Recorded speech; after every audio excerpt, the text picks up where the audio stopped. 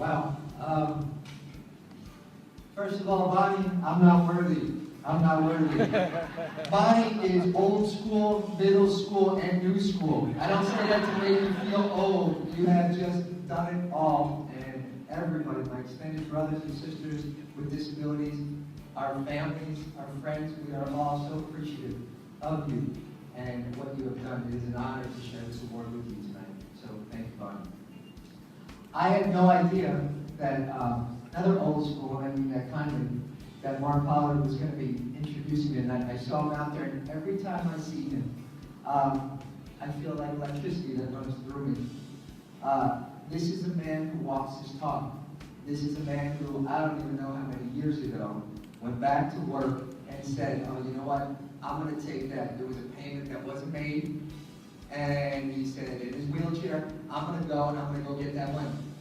And he didn't let, whether it be a doorway, he didn't let, whether it be whatever it was, he went back, got the money, and came back. I'm sure there's a lot of people who would like you to do that job still today and go collect some money. But Mark is one of those people who has paved the way for many people like myself who have been there, done that, and continue to evolve, continue to age gracefully with their disability. I think about this award tonight, community inspirational leadership. There aren't three better words.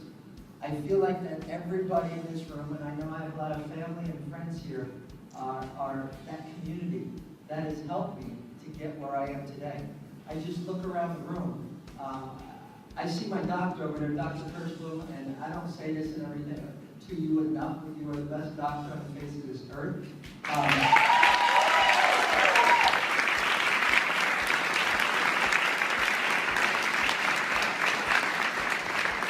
I don't say enough is that I love you dearly for two reasons. One is that you know what you're talking about.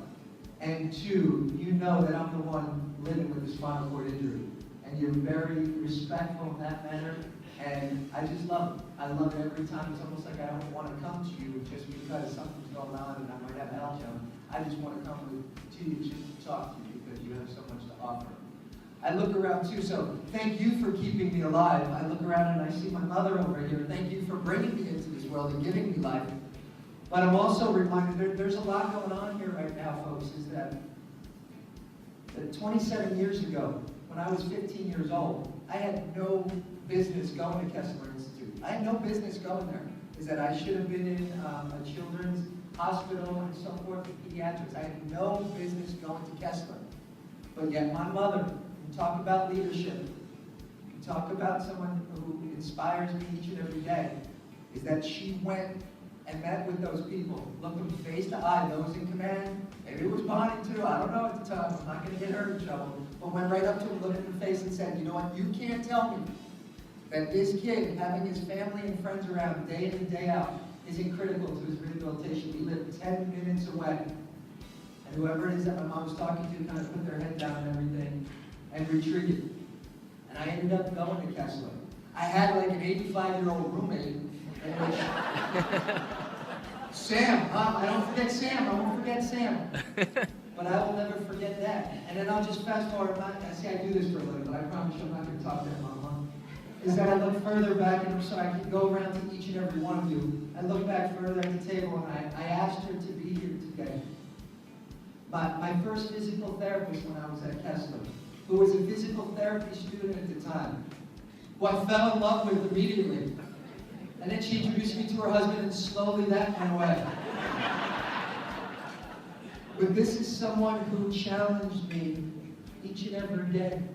Knowing that I was an athlete, still was an athlete, who challenged me each and every day and preparing me for the greatest game of all, and that was re-entering life. So, Lisa Crilly, I thank you for your inspiration. I thank you for your leadership.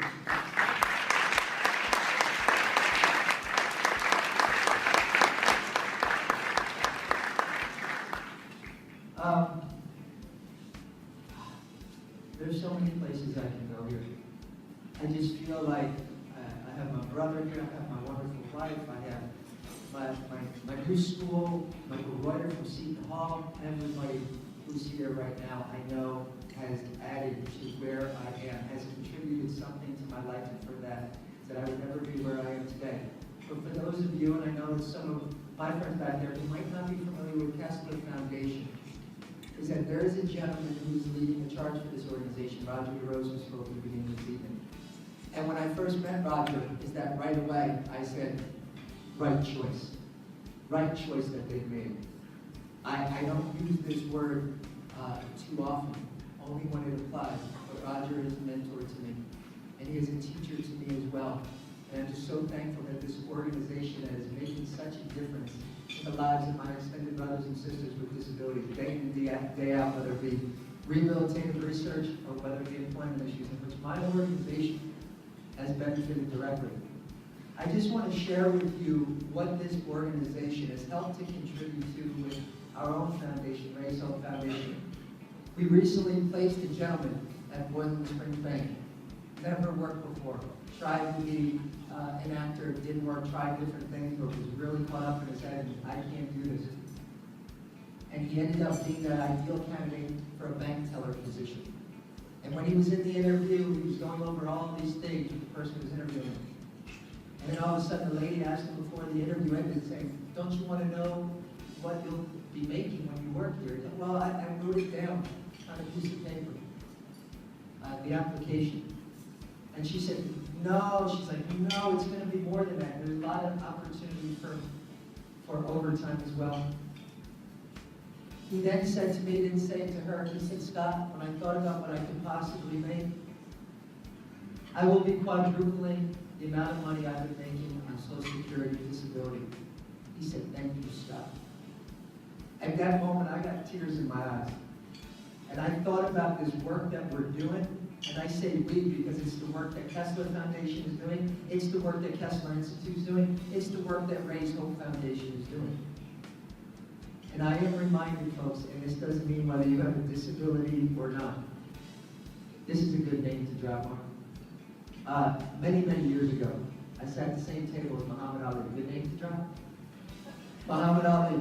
And with his Parkinson's disease, his hand was shaking, is that he signed an autograph. He had signed many that night.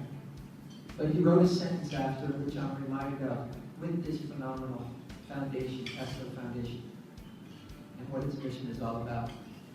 It said, service to others is the rent we pay for our space here on earth. Service to others is the rent we pay for our space here on earth. So I thank the foundation for this humbling award and allowing me to continue with my service. Thank you so much. Thank you.